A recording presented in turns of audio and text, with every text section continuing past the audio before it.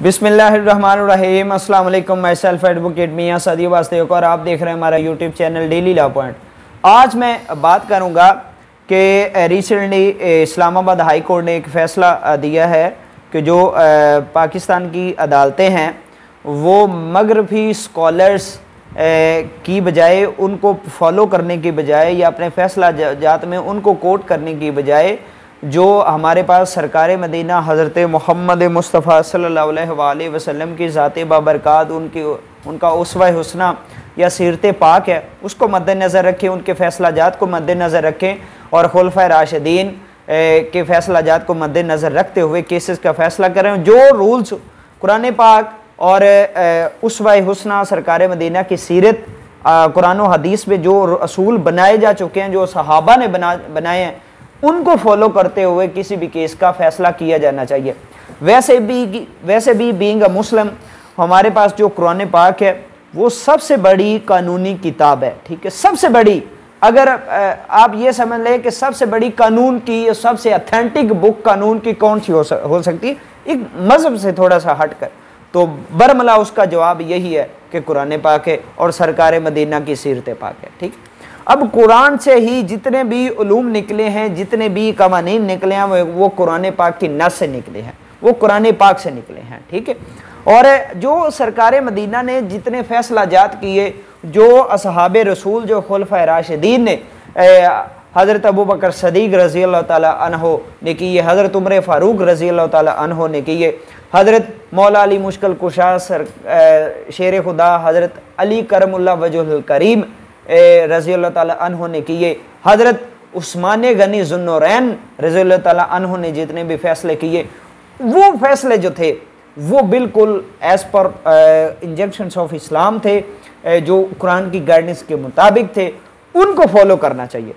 पाकिस्तान का जो आइन है वो ये कहता है कि कोई भी कानून जो है पाकिस्तान में वो इस्लाम के, वो कुरान और हदीस के ख़िलाफ़ नहीं बन सकता।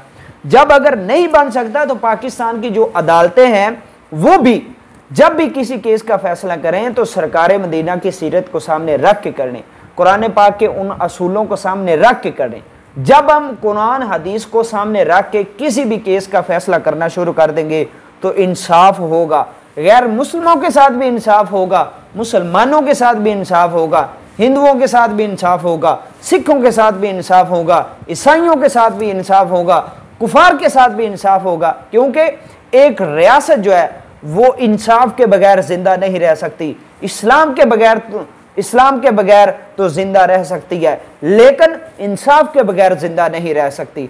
इंसाफ पहली तरजीह है किसी भी रियासत को कामयाब बनाने के लिए, इंसाफ पहली तरजीह है।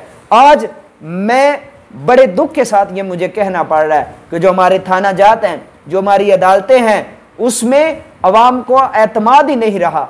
बाहर के ममालिक में देखें सरकार मदीना की सीरत को मद्देनजर रखा जाता है, हजरत उमर के फैसला जात को मद्देनजर रखा जाता है, उमर लॉस के नाम पर वहां पर रूल्स बने हुए हैं। अरे बरतानिया का आइन उठाकर यार देख लो, उनका आधे से ज्यादा आइन लिखा भी नहीं है, लेकिन जो वहां के लोग हैं वो अपने रस्म और रवाजों जो उन्होंने बना दिए थे उनको ऐसे फॉलो करते हैं जैसे वो रिटर्न शेप में है, जैसे वो बिल्कुल हरफ आखिर है।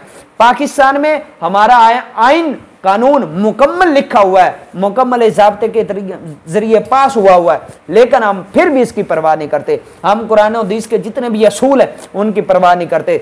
जब से हमने कुरान और हदीस को छोड़ दिया हम जलील हो गए, हम जलीलो खार हो गए। हमने इस्लाम के जब भी बुनियादी रुकन को अपनी जो कमर कर दी हम जलीलो खार हुए। ठीक है मेरे भाइयों, बात सुनो, कोई भी मुआशरा जो है, अगर आप इंसाफ देंगे, मेरी अदालतों से गुजारिश है, अगर आप इंसाफ देंगे तो पाकिस्तान का जो परचम है उसका तकद्दुस बुलंद होगा, पाकिस्तान का मोरल बुलंद होगा। पाकिस्तान जो कि रियासत मदीना का नारा लग चुका है, ये बतौर रियासत मदीना नजर आएगी। भाई रियासत मदीना इसको बनाना है ना तो मदीने वाले के कानून भी नाफज करने पड़ेंगे। अगर ये रियासत मदीना बनानी है तो मदीने वाले की सीरत को भी मद्देनजर रखना होगा। अगर ये रियासत मदीना बनानी है तो बीए के सिलेबस में FA के सिलेबस में जितने भी गैर जो हमारे जो है वो मगरबी मुफक्कर हैं, उनकी आपने जिंदगियां उसमें ठौंसी हुई हैं। और सरकार मदीना की सीरत को शामिल करें। मिस्टर चिप्स को क्या क्या क्या हमें मिलेगा मिस्टर चिप्स को पढ़कर? क्या हमें मिलेगा ओल्ड मैन एंड सी को पढ़कर? क्या मिलेगा इन मगरबी जो नावल हैं उनको पढ़कर? भाई अगर आप पढ़ाना चाहते हैं, अगर आप हमें एक अच्छा शहरी, एक अच्छा मुसलमान, एक अच्छा इंसान बनाना चाहते हैं, अगर लोगों को बताना चाहते हैं कि जनाब इस्लाम ये चीज़ है, इस्लाम ये चीज़ है, तो खुदारा अपने कोर्सेज में सरकार मदीना की ज़िंदगी को शामिल करें, असहाब की ज़िंदगी को शामिल करें, अहले बैत की ज़िंदगी को शामिल करें। मैं फिर देखूंगा कि ये जो हमारा मुआशरा है ये कैसे कामयाब नहीं होता, ये जो हमारा मुआशरा है इसमें कैसे हम दूसरों की इज्जत नहीं करते, ये जो हमारा मुआशरा है इसमें कैसे हम छोटों से मोहब्बत नहीं करेंगे, कैसे हम बड़ों का अदब नहीं करेंगे, हम गैर मुस्लिमों के भी हकूक का ख्याल रखेंगे, हम कुफार के हकूक का भी ख्याल रखेंगे, हम हर गैर मुस्लिम को कदर की निगाह से देखेंगे कि ये हमारे पाकिस्तान का शहरी है, हमने इसकी इज्जत करनी है। हमने, क्योंकि उसको भी पता है कि अगर मैंने कोई गैर कानूनी बात की तो ये अदालतें जो हैं ये बिल्कुल इंसाफ पसंद है, ये हमें गिरबान से पकड़ लेंगी।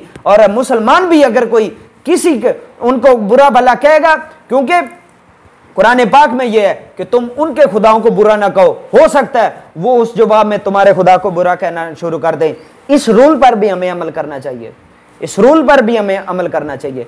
बहरहाल हमारी जो अदालतें हैं उनको सरकार मदीना की सीरत और सहाबे रसूल की सीरत और अहले बैत की सीरत को मद्देनजर रखते हुए, उनके फैसला जात को मद्देनजर रखते हुए, उनके बनाए असूलों को मद्देनजर रखते हुए किसी भी केस का फैसला करना चाहिए। इस्लामाबाद हाई कोर्ट ने ये बहुत अच्छा इनिशिएटिव लिया और इस केस को उन्होंने किया जी। PLD 2021 इस्लामाबाद 144 पेज है। और मज़ीद वीडियोज़ के लिए चैनल को सब्सक्राइब कर लें, वीडियो को लाइक करें, शेयर करें। अल्लाह हाफिज़।